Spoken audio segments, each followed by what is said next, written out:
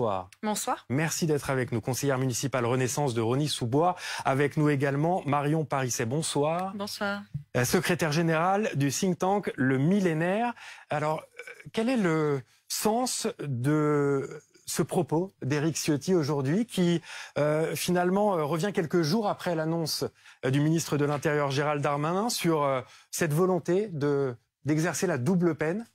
Est-ce que ça vous a surpris déjà de la part d'Éric Ciotti? Non, ça ne me surprend pas puisque c'est tout à fait en phase, si vous voulez, avec l'ADN du parti qui est le sien. Tout à fait en lien avec, en tout cas en phase avec sa famille politique. Moi, ce dont j'ai envie de vous parler, c'est de ce que nous souhaitons porter et de ce que, au sein de notre majorité, nous souhaitons porter dès la rentrée. Dès la rentrée, Gérald Darmanin, à la demande d'Elisabeth Borne, proposera un grand débat, une grande concertation avec toutes les parties prenantes, que ce soit la société civile, les associations, les représentants de certains grands corps qui travaillent en tout cas en lien avec l'immigration pour justement essayer ensemble de trouver des solutions pour porter un projet de loi immigration. Il sera question de la double peine ? Ça, je ne saurais vous le dire. Je ne suis pas une spécialiste du sujet. En l'occurrence, je pense qu'il y aura des mesures qui seront très concrètes. Quand vous regardez en détail les propositions qui ont été celles de Gérald Darmanin, il souhaite notamment lutter contre les passeurs de clandestins et d'immigrants qui seront de l'immigration clandestine. Donc effectivement, il sera question de pouvoir, pourquoi pas, aller jusqu'à 20 ans d'emprisonnement pour lutter contre l'immigration clandestine sur notre territoire. Mais effectivement, et je vois qu'avec Éric Ciotti, ici, on s'accorde sur un point qui est de dire que nous n'accepterons pas sur le sol français toutes celles et ceux qui souhaitent bafouer les valeurs, en tout cas, de notre République. Donc là-dessus, la ligne est très claire. C'est étonnant de voir Éric Ciotti, quelques jours après l'annonce de Gérald Darmanin, faire une annonce finalement assez similaire avec peut-être une nuance, parce qu'entre-temps, il y a eu une information importante.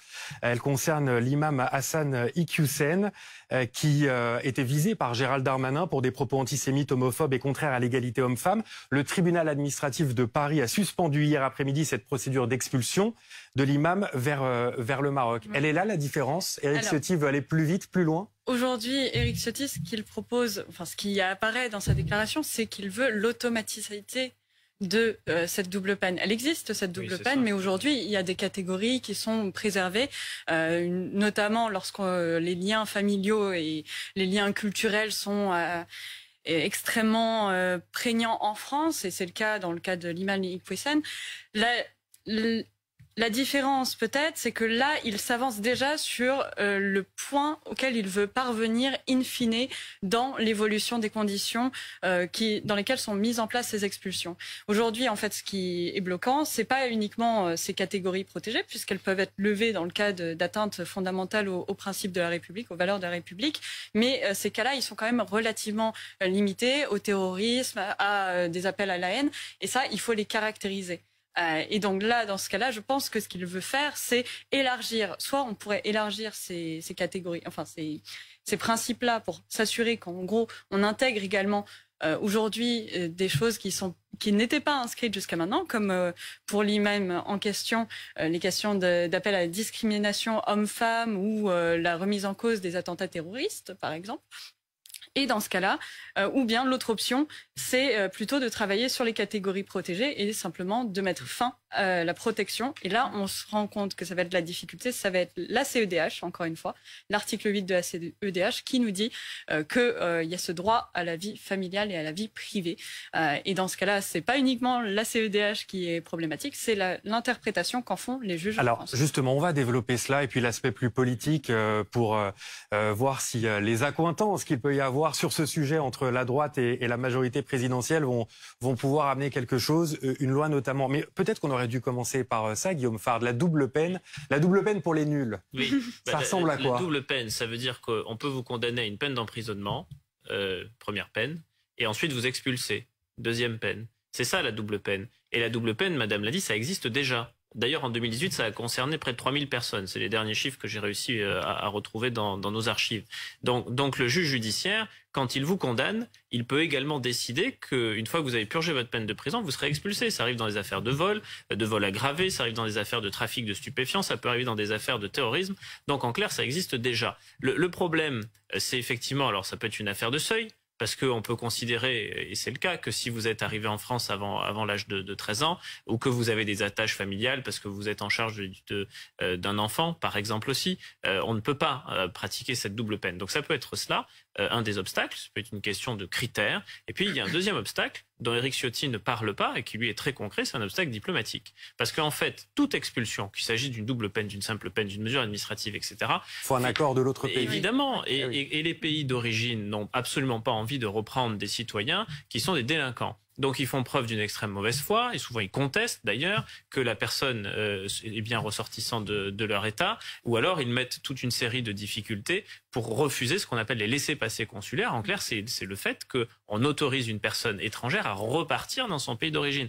Alors ensuite, il y a ceux qui ont des discours un peu martiaux, en disant non mais si c'était moi qui étais en responsabilité, vous verrez ce que vous verrez. Pas comme ça. J'irai moi sur place et j'irai contraindre l'Algérie, le Maroc, la Tunisie et d'autres États. Dans la réalité, ça se passe rarement comme ça. Gérald Darmanin l'a quand même un peu fait quand il a divisé par 2 le nombre de visas pour le Maroc, pour l'Algérie et de 30% pour la Tunisie. Mais pour autant, vous ne pouvez pas tendre le discours à l'extrême, parce que sinon vous vous exposez à des mesures de rétorsion sur le plan diplomatique. Là, en l'espèce, pour l'imam, le Maroc était d'accord. Le Maroc était d'accord, mais là c'est encore autre chose. Si on veut parler de ce dossier précisément et de la décision du tribunal administratif de Paris, c'est simplement qu'il y avait des éléments qui n'étaient pas suffisamment documentés. C'est-à-dire que quand on accuse cet homme d'apologie du terrorisme, encore faut-il le documenter. Quand on l'accuse d'appeler à la haine, il faut aussi le documenter. Il y a un principe qui est un principe dans tout état de droit, c'est le principe du contradictoire. Donc si on vous accuse, vous avez le droit de vous défendre et de produire des éléments pour votre défense. Cet homme en a produit. Donc ensuite, le tribunal a regardé ce qui était effectivement à charge. Il a retenu le fait qu'il y avait des propos discriminatoires et misogynes, mais il a estimé que c'était disproportionné d'expulser un homme qui était né en France, qui avait vécu toute sa vie en France, qui avait ses enfants en France et ses petits-enfants en France, simplement sur le seul fondement de propos misogynes. Et puis il y a la Convention européenne des droits de l'homme. Cet obstacle, effectivement, que l'on peut rappeler, article 8, toute personne a droit au respect de sa vie privée et familiale, de son domicile et de sa correspondance.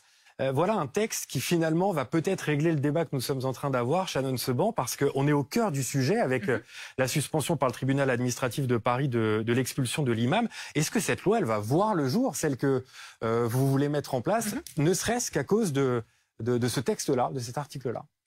Écoutez, je crois que tout d'abord, il est important de rappeler que l'affaire que nous sommes actuellement en train de vivre entre l'affaire de l'imam Iqwissem, comme on aime à l'appeler, c'est pas une affaire personnelle entre Gérald Darmanin et l'imam Iqwissem.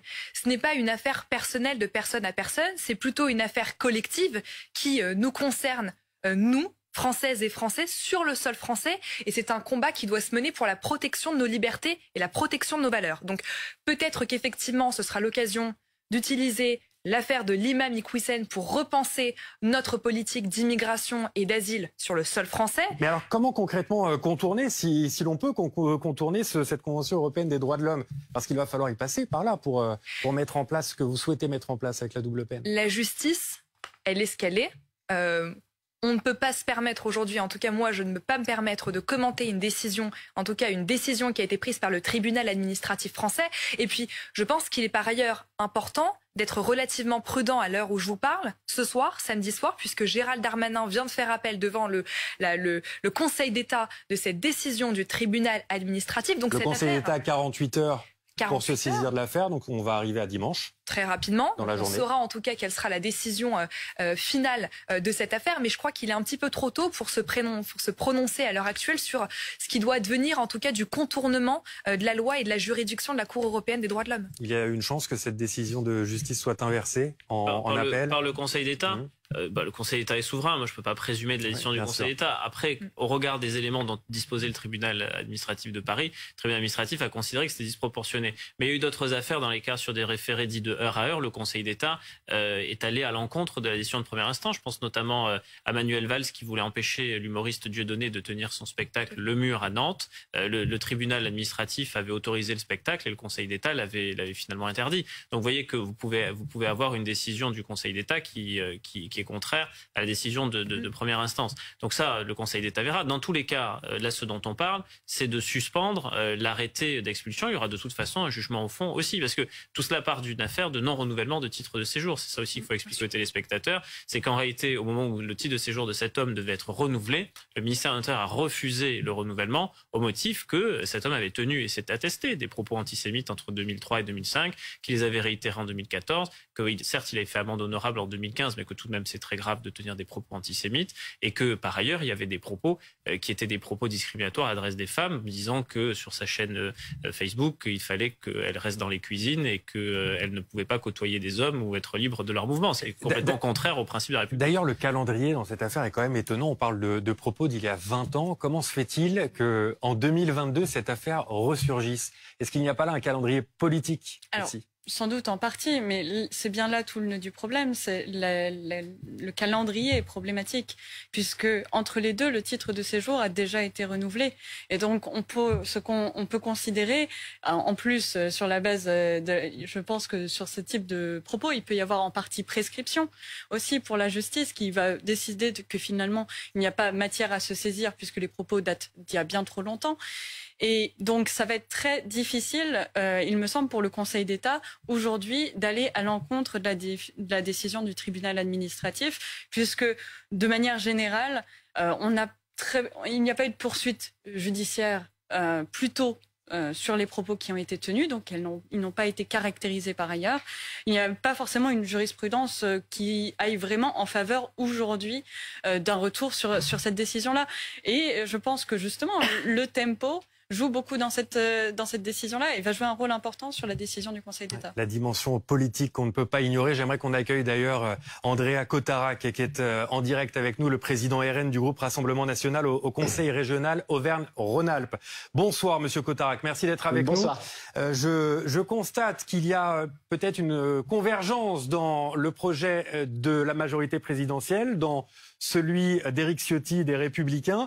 Et je constate que chez vous, Marine Le Pen a déjà indiqué que ses 89 députés adopteraient une loi qui ferait état de cette double peine.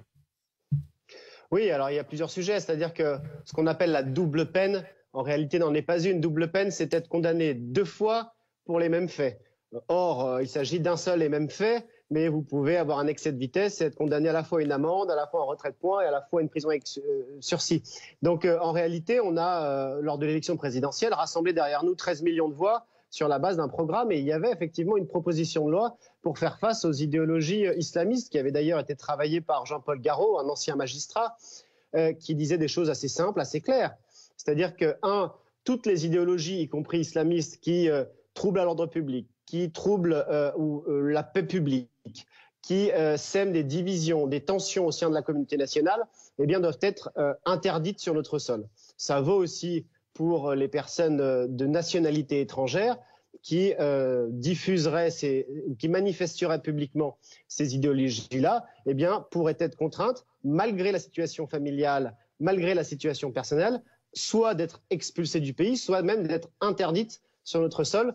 La fameuse théorie latine persona non grata, qui existe d'ailleurs partout, en Suisse, dans des pays tout à fait démocratiques, en Allemagne, en Grande-Bretagne ou encore aux États-Unis. Ce sont des choses, finalement, cette affaire de cet imam doit être finalement un choc des consciences, à la fois juridique et politique, parce que le pays, en tout cas, c'est quoi aujourd'hui en France? C'est à la fois 150 quartiers contrôlés par les islamistes selon les services intérieurs français, issus du ministère de l'Intérieur.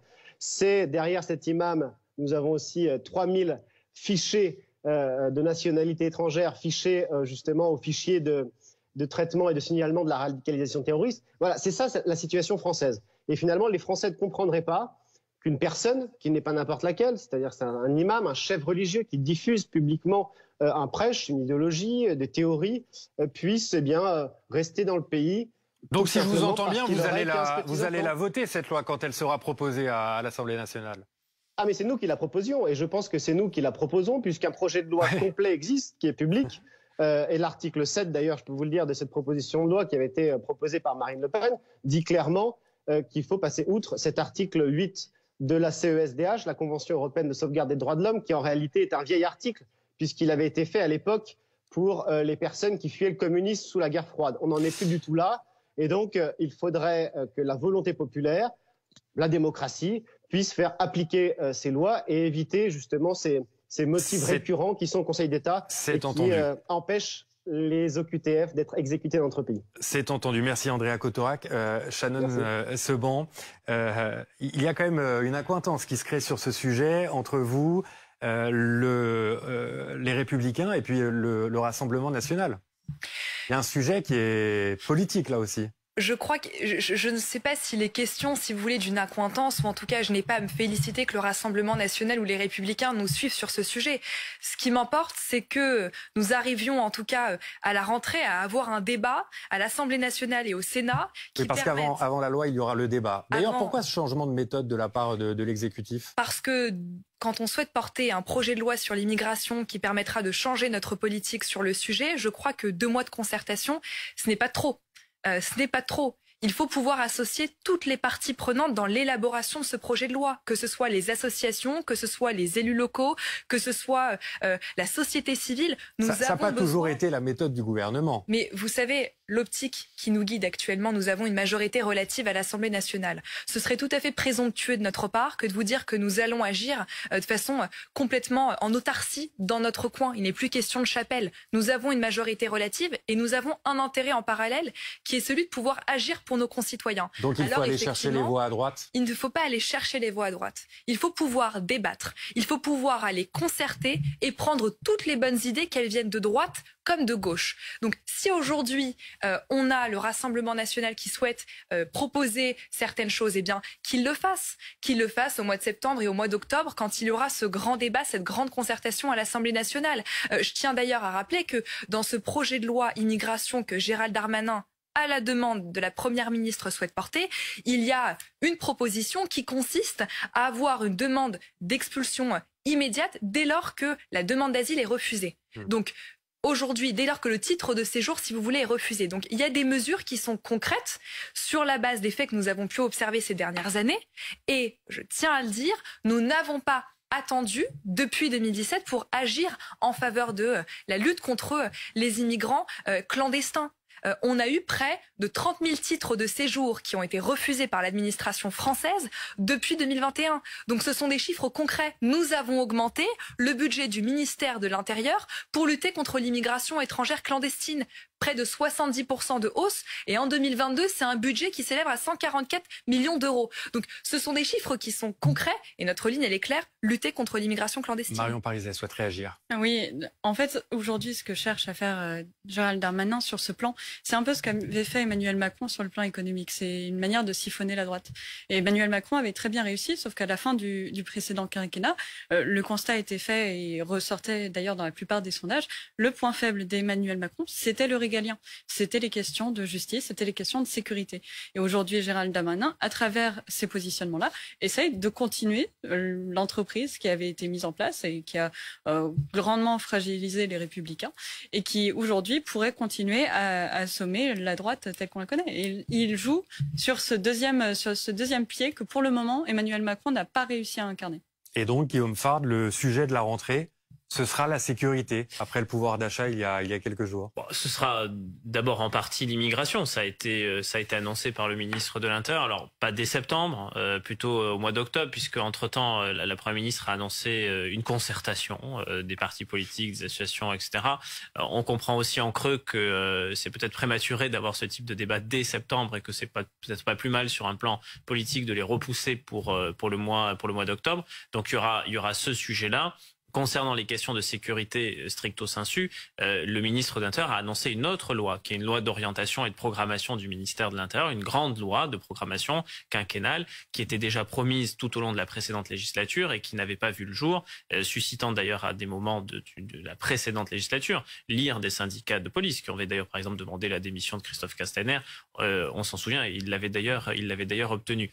Donc il y a cette grande loi sécurité qui doit aussi venir. Une grande loi immigration, une grande loi sécurité, ça commence à faire beaucoup pour un seul ministre qui est un petit peu visible, trop aux yeux de certains. Je vois Andrea Cottorac qui souhaite réagir.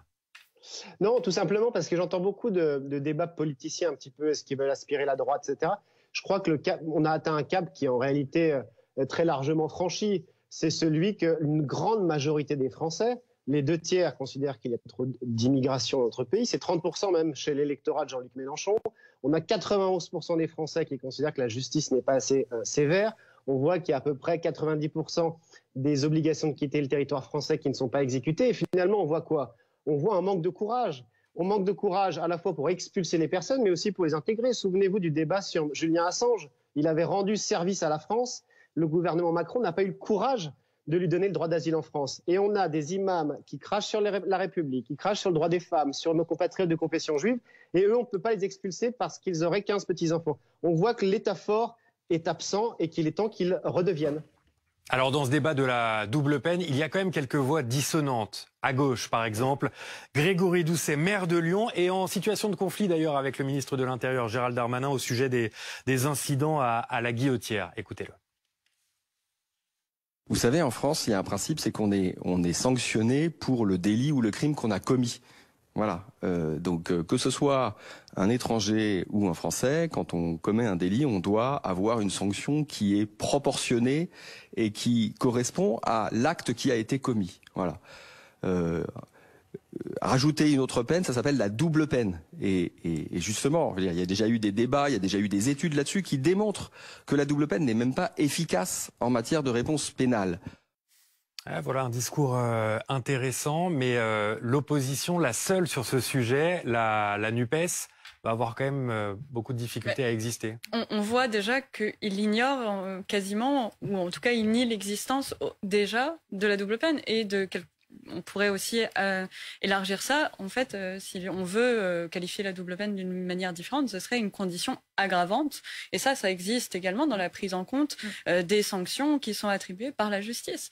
C'est une façon, c'est un débat qui est là et vraiment idéologique que cherche à mener la gauche sur ce plan-là, mais qui n'est absolument pas fondé, ou en tout cas qui cherche à s'appuyer sur une version, une interprétation des règles de droit qui est absolument tronquée et qui ne représente pas l'état de la jurisprudence et de la gestion de la justice aujourd'hui. Alors comment exister pour la gauche dans ce débat? Je pense qu'ils vont avoir très peu de place. Ils vont avoir seulement la place plutôt sur la question immigration. Et là encore, ça va être très très sensible pour eux de pouvoir s'avancer puisqu'ils sont... alors, ça dépend comment on appelle sensible. Sensible pour eux vis-à-vis de leur électorat, puisque c'est dans leur stratégie aujourd'hui de pouvoir ménager d'un côté un électorat plutôt de CSP+, urbaine, et de l'autre côté de catégories populaires plutôt issues de l'immigration. C'est les conclusions qu'avait porté le rapport Terra Nova déjà il y a 10 ans et qui aujourd'hui aboutit sur la position que porte la NUPES. Donc sur l'immigration, ils vont s'inscrire là-dedans. Sur la sécurité, ils vont être sur la défense du plus faible selon leur point de vue, mais ça risque d'être très mal reçu par la plupart des gens. Mais on a toujours des positions idéologiques qui existent dans la société française et c'est normal qu'il y ait un débat. La gauche, on en parle dans un instant. Avec vous, si vous le voulez bien, vous restez avec nous. Merci Marion Pariset. Shannon Seban, vous restez aussi pour parler de Jean-Luc Mélenchon. Avec plaisir. Et de la politique étrangère avec Taïwan et la Chine. Merci Guillaume Fard, cette fois-ci. Oui, c'est la politique étrangère et la Chine, je laisse ma place. Mais si vous souhaitez participer, passer la soirée avec nous, vous pouvez tout à fait rester. Merci Guillaume pour votre participation ce soir à Week-end Direct. Et je remercie également Andrea Cotarac, président RN du groupe Rassemblement National au Conseil régional Auvergne-Rhône-Alpes. Merci d'avoir passé la soirée ou une partie de la soirée avec nous. Il est 23h, passé de 30 minutes. C'est BFM TV que vous regardez. Nous sommes ensemble jusqu'à minuit. Ne bougez pas parce que la large page politique, elle arrive maintenant avec cet homme, Jean-Luc Mélenchon, qui persiste et qui signe au sujet de Taïwan. Le leader LFI avait qualifié de provocation la visite de Nancy Pelosi sur l'île. Dans un billet posté sur son blog aujourd'hui, il affirme à nouveau que pour lui, il n'y a qu'une seule Chine. La NUPES se fissure sur le sujet. Pendant ce temps-là, le président de la République est en repos. Des vacances studieuses, évidemment, c'est à Brégançon. Des vacances studieuses comme le veut l'expression consacrée pour lui et pour son gouvernement qui reste malgré tout mobilisé sur le terrain, notamment, on l'a vu ces derniers jours. Et puis, un phénomène de société aussi dangereux qu'inquiétant, le rodéo urbain à Pontoise. 2 enfants de 10 et 11 ans sont entre la vie et la mort ce soir alors qu'ils jouaient. Ils jouaient tout simplement à chat hier soir. Une moto les a violemment percutés. Nous avons largement évoqué ce sujet. Et puis une annonce celle d'Éric Ciotti. Il souhaite proposer une nouvelle loi sécurité à l'Assemblée nationale pour instaurer la double peine. On le disait, voilà une proposition qui fait écho à la volonté du ministre de l'Intérieur Gérald Darmanin au lendemain de la suspension par le tribunal administratif de Paris de la procédure d'expulsion de l'imam Hassan Iqiyoussen. Vous restez avec nous sur BFM TV pour parler de Jean-Luc Mélenchon maintenant, qui, vous l'avez compris, persiste et signe au sujet de Taïwan. Le leader LFI avait qualifié de provocation la visite de Nancy Pelosi sur l'île. Il a posté aujourd'hui un billet sur son blog et il affirme à nouveau que pour lui, il n'y a qu'une seule Chine. Les détails pour tout comprendre avec Loïc Gazard, Juliette Andrieux et Clément Gauvin. Dans un nouveau billet de blog, aujourd'hui, le leader de la France Insoumise persiste et signe après ses propos polémiques sur Taïwan. Pour ma part, je n'ai fait que répéter la doctrine constante de notre pays, la France, rappelons-le, depuis 1965 à propos de la Chine.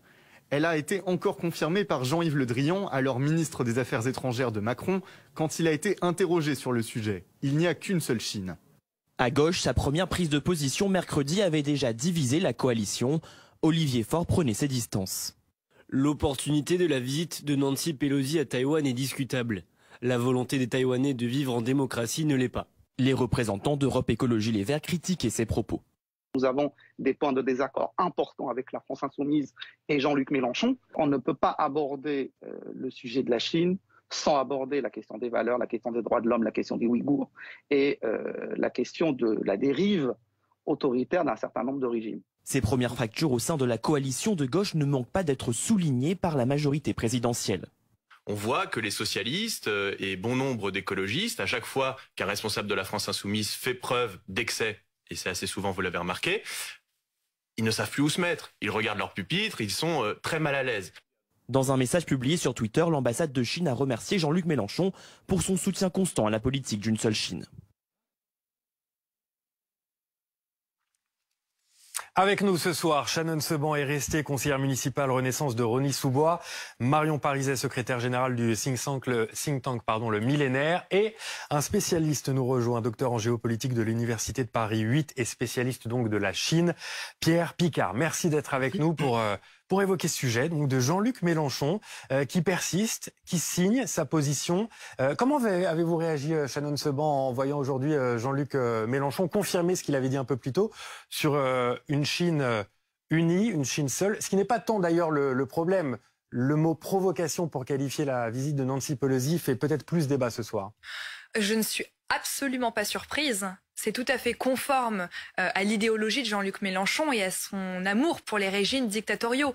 Après son soutien à la Russie dans le cadre du conflit avec l'Ukraine, désormais c'est son soutien à la Chine dans le cadre de son souhait d'annexer Taïwan. Donc rien d'étonnant, rien de surprenant, tout à fait conforme à l'idéologie de Jean-Luc Mélenchon qui n'a jamais caché son amour pour les régimes dictatoriaux. En revanche, ce qui m'étonne davantage et ce qui m'inquiète, c'est les divergences qui sont en train de se créer au sein de la coalition de la NUP. Vous savez, moi, ce que j'ai toujours dénoncé, c'est que la coalition de la NUP, ça a été un accord d'appareil pour des questions de poste dans le cadre des élections législatives notamment. Que ce soit sur la question du nucléaire, que ce soit sur la question du pouvoir d'achat, des divergences au sein de la coalition de la NUP entre les différentes sensibilités, que ce soit la France Insoumise, le Parti Socialiste, encore les écologistes, il y en a eu, il y en a et il y en aura. Et vous avez vu d'ailleurs qu'on a certaines figures emblématiques du Parti Socialiste qui ont condamné les propos de Jean-Luc Mélenchon tels qu'ils ont été tenus. Donc, il n'y a rien d'étonnant, si vous voulez. En revanche, je suis assez stupéfaite que des responsables politiques qui siègent à l'Assemblée nationale parfois, quand je pense notamment à David Guiraud qui soutient certains propos. Enfin, moi, je trouve ça assez accablant et tout à fait désobligeant. Alors, on va y venir effectivement aux fissures dans cette NUPES. Vous dites NUP, vous ? Moi, je dis NUP. Ok, NUP, NUPES. NUPES, ouais. Voilà, chacun a son avis sur la question. Une école différente. C'est pas le débat pour ce soir. Mais avant de venir à la politique française, il faut dire que Jean-Luc Mélenchon, sur ce sujet, n'a jamais changé d'avis. Non, il n'a jamais changé d'avis. Il a toujours été... Alors, il a historiquement un attachement à un certain nombre de dictatures, surtout avec un passé communiste. Et aujourd'hui, il s'inscrit dans une certaine mesure dans ce qu'il appelle une politique de non-alignement. Mais cette politique de non-alignement, elle est non-alignement seulement vis-à-vis des États-Unis. Elle est plutôt révélatrice d'un anti-américanisme primaire plus que d'un réel non-alignement, puisque derrière, il n'y a pas réellement de perspective, de grandeur, de puissance, de portage politique pour la France qui soit autrement que dans cette opposition aux États-Unis. Vis-à-vis de l'Europe, par exemple, il est aussi très dubitatif, très critique de l'Europe. Or, aujourd'hui, si la France veut pouvoir exister et porter une troisième voie non alignée, en effet, entre ces deux grands pôles que sont la Chine et les États-Unis qui se mènent ce conflit, cette guerre d'influence sur l'ensemble du monde, il faut exister à travers une échelle qui est suffisamment importante, et celle-là, c'est celle de l'Europe avant tout. J'ai l'impression que Pierre Picard ne partage pas tout à fait votre avis. Oui, parce qu'on est plutôt dans la forme, et ce qui m'intéresse, c'est le fond. Alors allons-y sur le fond. Ce qui m'intéresse, c'est la paix. Ce qui m'intéresse effectivement, c'est la coexistence entre différents régimes, et c'est ce que l'on appelle globalement la diplomatie traditionnelle. À savoir que si nous souhaitons soit suivre, par exemple, l'OTAN, les Américains ou d'autres pays, c'est possible. Nous avons des alliances, nous avons des valeurs. Cependant, pour construire un nouveau monde, et le monde qui existait auparavant vers celui qui arrive, nous ne pouvons nous mettre en guerre avec toutes les nations. Que ce soit le Maroc, l'Algérie, l'Asie, pour le continent, les États-Unis ou la Chine. Et je ne ferai aucun commentaire sur la façon dont M. Mélenchon a parlé. Néanmoins, il a agi en tant que responsable, et tout ce qu'il a dit est dans les lignes de ce qu'il fallait faire, à savoir que nous devons avoir des rapports diplomatiques avec des frontières reconnues et des peuples reconnus, notamment actuellement par l'ONU. C'est la seule façon de construire pour demain un univers de paix. Alors après, il y a le terme provocation. Effectivement, on peut interpréter dans notre, je dirais, jargon médiatique, politico-médiatique, voilà, une provocation chinoise, provocation américaine. C'est justement là qu'est le jeu dangereux. La visite de Nancy Pelosi, c'était une provocation ? D'une certaine façon, il ne faut jamais juger d'une façon négative. On peut analyser la visite d'une femme d'État, d'une grande femme d'État. Elle a fait ce qu'elle devait faire. Néanmoins, pour le peuple chinois, qui a vécu ce qu'il a vécu depuis, je dirais, la révolution culturelle, enfin, même la création de la République populaire de Chine, c'est effectivement, mais c'est une insulte fondamentale. La Chine elle-même, et nous avons d'ailleurs été les auteurs dans le passé de la prise de Taïwan, de la prise de Hong Kong, de Macao, et c'est le même peuple. Et rappelons en quelques mots que Taïwan, avec des gouvernements et des rapports avec la Chine il y a quelques années, qui étaient extraordinaires. Et aujourd'hui, je connais les Taïwanais que j'aime, que j'apprécie, les Chinois, et ils vivent ensemble, ils n'ont pas envie de guerre. Marion Pariset. En effet, sur le fond, oui, c'est une provocation pour la Chine quand on prend leur point de vue, qui est de considérer que Taïwan fait partie de leur territoire. Parce que Taïwan fait partie du territoire chinois avec un régime différent. Est-ce que l'intention des États-Unis, par contre, était dans la provocation? Là, je pense qu'il y a deux niveaux. D'un côté, pour Nancy Pelosi, il y a l'arrivée prochaine des midterms, et donc sa position qui peut être remise en cause. Et donc, il y a une dimension vraiment électorale où aujourd'hui, le soutien à Taïwan est extrêmement bien vu dans l'opinion publique américaine, et c'est un sujet qui fait globalement consensus et qui est transpartisan. Elle a fait de la politique intérieure, Nancy Pelosi, sur ce sujet-là. Mais par contre, je pense qu'il y a un autre volet et qu'on sous-estime et qu'on développe assez peu, c'est que jusqu'à maintenant, alors certes, il y a eu des remises en cause de la Maison Blanche qui a en tout cas annoncé que les militaires étaient plutôt contre ce déplacement, etc., qui n'ont pas officiellement soutenu, mais en même temps, d'une certaine manière, je ne peux pas m'empêcher de penser que à travers ce déplacement, si Joe Biden n'avait réellement considéré qu'il y avait une menace pour les discussions qui sont en cours avec Xi Jinping, il n'aurait pas permis ce déplacement. Il ne l'aurait pas permis. Je suis d'accord. Et dans ce cas-là, ce qui est intéressant, c'est que je pense que la stratégie américaine était au contraire de jouer sur l'ambiguïté, sur cette ambiguïté, en envoyant une autre personnalité, en disant on n'est pas tout à fait d'accord,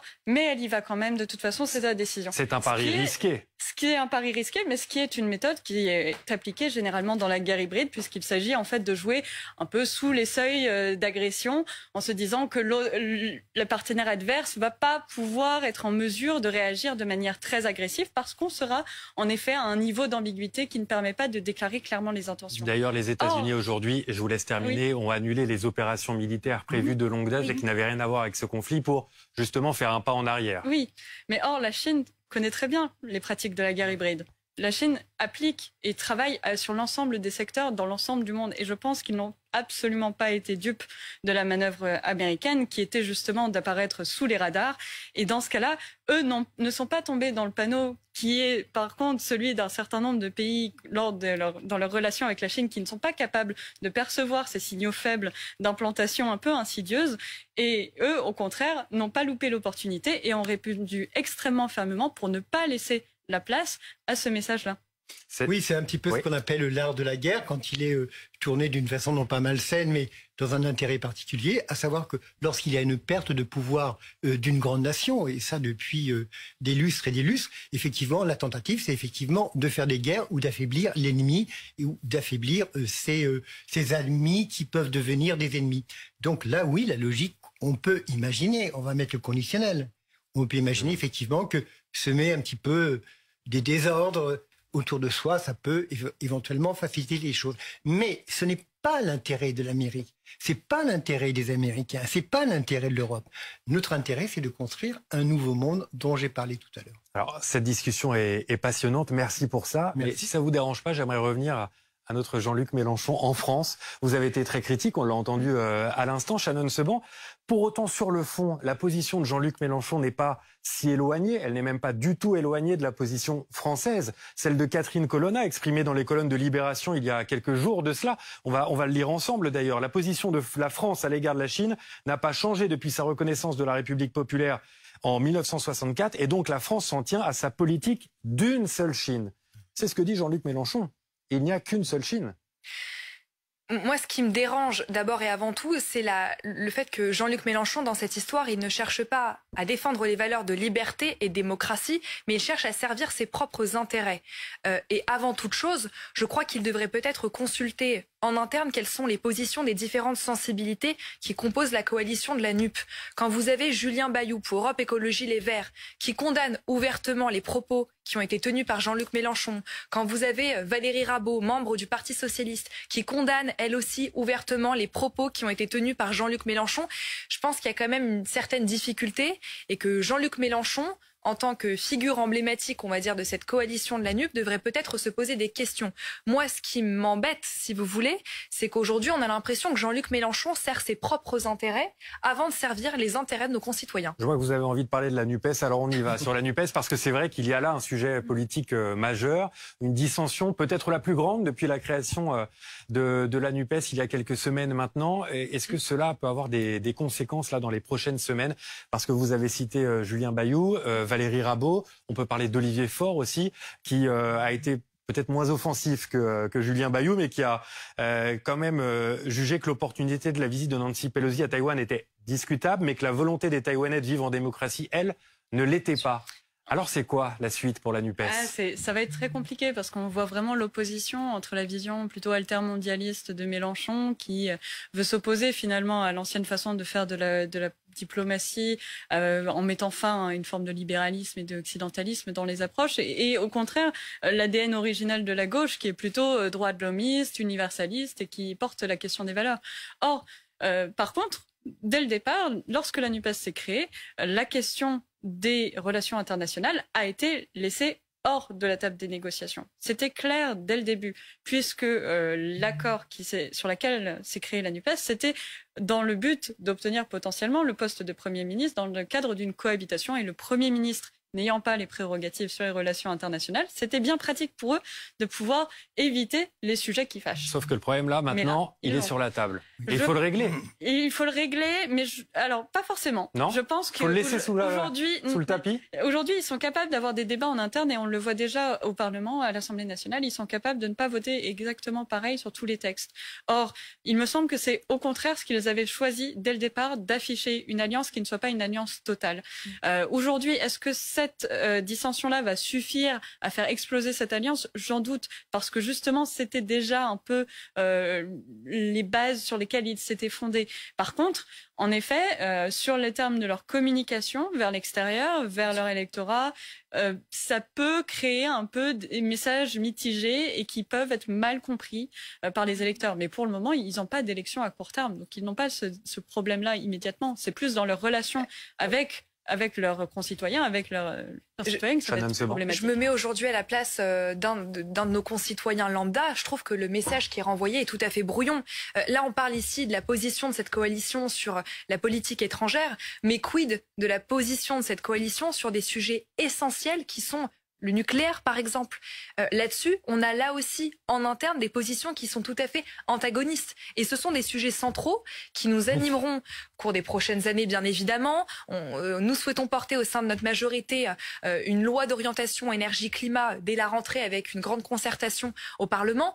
Là-dessus, je veux dire, on est quand même sur des sujets centraux. Donc si cette coalition n'arrive pas à se mettre d'accord sur des sujets centraux tels que le nucléaire, qui concernent directement la transition énergétique de notre pays, je crois qu'il n'y a pas de meilleure preuve et de meilleur exemple. C'est un accord d'appareil pour des questions de poste et pour exister politiquement au sein de cet hémicycle.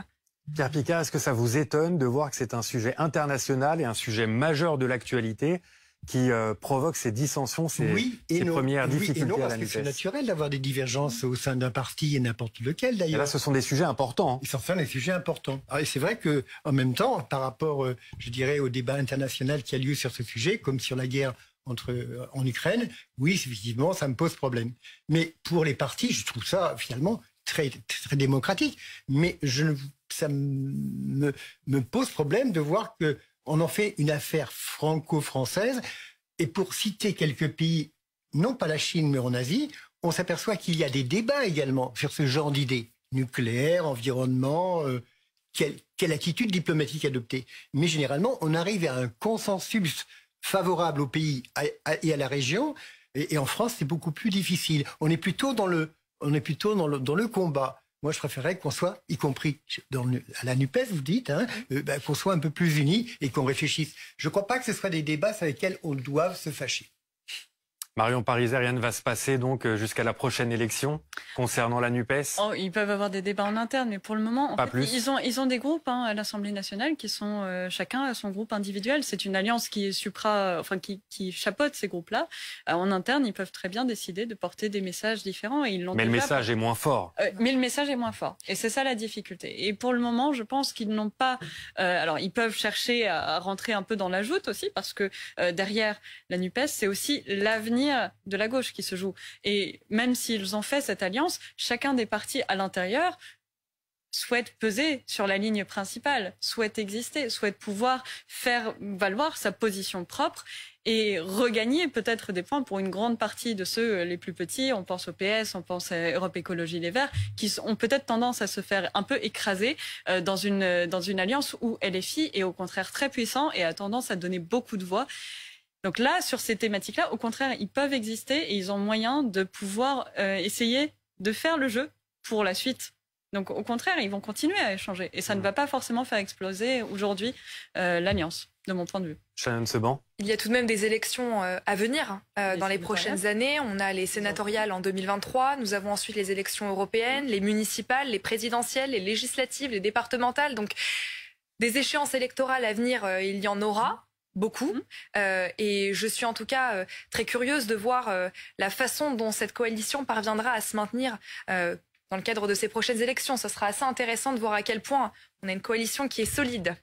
Et peut-être peut-on dire que les leaders de votre mouvement doivent à un moment donné se dire Oui, notre intérêt, mais quel est l'intérêt du peuple ? Bien sûr. Et c'est d'ailleurs pour cela que nous sommes dans une optique de rassemblement et de concertation très vaste sur tous les sujets qui intéressent nos concitoyens. Je note, Pierre Picard, que vous ne voulez pas parler de politique, mais vous en parlez un peu quand même, au passage. Discrètement. Sur le fond des choses. Les messages sont passés. Arriver à des consensus dans l'intérêt du peuple, du pays, de l'Europe et de la paix mondiale, c'est quand même une belle chose. Un grand merci Pierre Picard d'être venu nous apporter votre éclairage aujourd'hui sur ce sujet. Shannon Seban, Marion Parisen, vous restez avec moi si vous le voulez bien. Avec plaisir. C'est un samedi soir que l'on passe ensemble sur BFM TV jusqu'à minuit avant le journal de la nuit. On reste sur l'actu politique parce que pendant ce temps-là, le président Emmanuel Macron, président de la République, est toujours à Brégançon où il termine une semaine de pause assumée. Adrien Portron, lui, n'est pas encore en congé et il est devant le fort pour BFM TV. Avec Nicolas de Roussy, on suit jour après jour l'agenda du président de la République, Emmanuel Macron. Et c'est vrai que depuis son arrivée, son agenda est très allégé. Emmanuel Macron reste discret, mais à l'intérieur de ces murs en pierre du fort de Brégançon, Emmanuel Macron continue à travailler. Il a notamment multiplié ces derniers jours les échanges avec des responsables politiques étrangers. Il suit de très près les dossiers internationaux, notamment ce lundi avec un échange d'1h30 entre le président français et le président ukrainien Volodymyr Zelensky. Emmanuel Macron qui s'est également entretenu avec le président sénégalais Macky Sall, mais aussi avec le président d'Azerbaïdjan et le premier ministre arménien sur la situation dans le Sud-Caucase. Emmanuel Macron qui ne délaisse pas pour autant l'actualité nationale. Il suit attentivement la situation du pays. Il nous confie l'Elysée. Il phosphore aussi sur les échéances à venir alors que la rentrée politique arrive à grands pas. Emmanuel Macron devrait rester ici au fort de Brégançon jusqu'au 17 août, jour de commémoration de la libération de la commune de Bormes-les-Mimosas. Shannon Seban, on parle de vacances studieuses. C'est le terme habituellement utilisé pour le président Emmanuel Macron, toujours au travail malgré cette pause, notamment du point de vue de la politique internationale. C'est ce qu'on a compris. Bien sûr, tout à fait. Le président de la République, sa première ministre, le gouvernement qui a été récemment constitué sont, comme vous et moi, des individus qui ont besoin de se reposer, qui ont besoin de prendre un petit peu de recul. Alors, que faites-vous là? Parce que les vacances parlementaires ont commencé, normalement. On est ravis que vous soyez là. Eh bien, je ne suis pas députée. Donc, vous voyez, j'ai du temps. Je me consacre à mon mandat d'élu local, mais je n'ai pas été concernée par cette... Vous n'avez pas calqué vos vacances je n'ai pas sur calqué mes vacances, l'Assemblée nationale, comme l'ont fait les ministres d'ailleurs. Comme l'ont fait les ministres, vous le rappelez à très juste titre.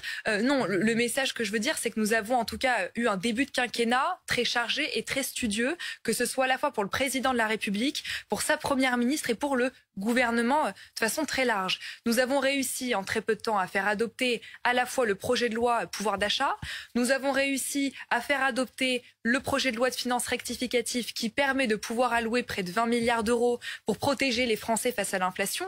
Et effectivement, je pense que le président de la République et les membres de son gouvernement ont besoin d'un petit peu de repos pour pouvoir entamer les grands chantiers de la rentrée. Je pense notamment à la réforme de l'assurance chômage. Je pense au projet de loi immigration dont nous venons de parler. Je pense par ailleurs au plan de sobriété énergétique. Ce sont des chantiers très importants qui ont été lancés au cours des 100 premiers jours du quinquennat du président de la République et que nous devrons continuer à mener avec fermeté au cours des prochaines semaines, des prochains mois et des prochaines années. Marion Parisen. Ministre ou président, on n'a jamais réellement de vacances à ce niveau de responsabilité-là. D'ailleurs, Gérald Darmanin sera lundi à Marseille pour travailler sur le terrain. J'ai vu également les ministres de l'Agriculture et de la Transition écologique qui étaient sur le terrain hier pour parler de la sécheresse. Tout à fait. Mais ça cumule différents intérêts. Il y a le côté vacances et il y a le côté continuer à suivre certains dossiers parce que mine de rien, les réunions déjà de rentrée qui vont s'annoncer dans à peine 3 semaines, il faut qu'elles soient préparées. Alors les cabinets sont au travail, mais ça n'empêche pas derrière qu'il y ait des échanges avec les ministres, qu'il y ait des échanges avec le président. Et on parlait de l'actualité internationale. Au moment où, justement, on parlait de Taïwan, la tension est extrêmement tendue dans le Pacifique, alors que ça constitue également la plus grande zone économique exclusive pour la France. Est-ce que ce serait naturel que de voir réellement le président en vacances, alors qu'on a en Ukraine une situation qui est toujours très tendue, alors que en Afrique on a encore l'évolution d'un certain nombre de projets par rapport à l'évolution du dispositif de Barkhane, par exemple, également. Et Emmanuel Macron a toujours utilisé d'ailleurs le fort de Brégançon comme un instrument diplomatique Là, a priori, pas de rencontre, mais quelques coups de fil avec notamment Volodymyr Zelensky, le président sénégalais. Mais il y a eu régulièrement des rencontres en personne avec Vladimir Poutine. C'était un autre temps. Ça envoie un autre message. Ouais. Ça envoie un autre message, et c'est peut-être aussi pour certains, en termes de diplomatie, pour le coup, l'occasion d'envoyer un message de proximité ou de confiance à certains acteurs qu'on ne va pas rencontrer dans un cadre trop formel, et d'essayer de peut-être obtenir d'autres concessions que ce qu'on pourrait obtenir en temps normal. Puisque vous parlez de messages, il y a un message qui a été envoyé par les Français à Emmanuel Macron. Un institut de sondage, CELAB, me semble-t-il, a donné cette information. La cote de confiance est en train d'augmenter pour Emmanuel Macron, qui est à 38 points contre 32 pour Emmanuel Borne. Si je suis un peu taquin, Shannon Seban, je note que quand le président de la République est en vacances, sa cote de popularité s'améliore. Je crois que ce sondage est sorti juste un petit peu avant que le président de la République ne parte pour Alors, je suis mal informé. Non, ce sondage, je trouve il dit beaucoup de choses. Et quand vous regardez en détail ce sondage, vous vous rendez compte que la cote du président de la République a augmenté, certes, de 1 point pour s'établir à 38%, mais il a augmenté de 7 points chez les électeurs de Jean-Luc Mélenchon pour s'établir autour de 25% et de 8 points chez les écologistes pour que la cote de popularité du président de la République atteigne les 44%.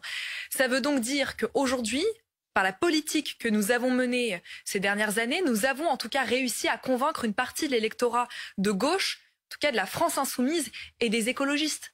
Parce que nous avons effectivement une politique très ambitieuse sur la question de la transition énergétique. Donc ce sont des chiffres qui prouvent que nous parvenons à rassembler très largement. Reste à savoir si ça va durer avec la rentrée notamment qui s'annonce particulièrement intense pour tout le personnel politique. Merci Shannon Seban de ne pas avoir pris sur vos vacances donc pour passer cette soirée avec nous. Marion Parissé, merci aussi. Vous restez avec nous sur BFM TV, il est 23h56. Dans un instant, la météo et juste après, le journal de la nuit où il sera question notamment de cette terrible affaire de Pontoise avec un rodéo urbain qui n'a pas encore fait de victimes, pas de morts en tout cas, mais 2 jeunes qui sont entre la vie et la mort, 10 et 11 ans, grièvement blessés. C'est avec Laura